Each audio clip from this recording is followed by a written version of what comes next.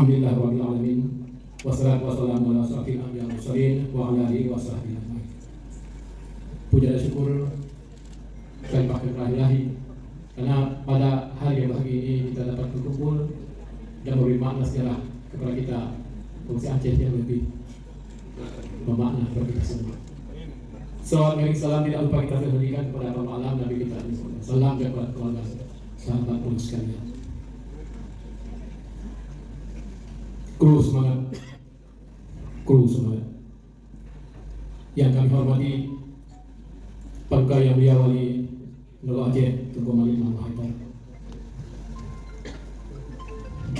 Yang kita hormati Bapak Yusuf Kala, Wakil Presiden RI yang ke-12.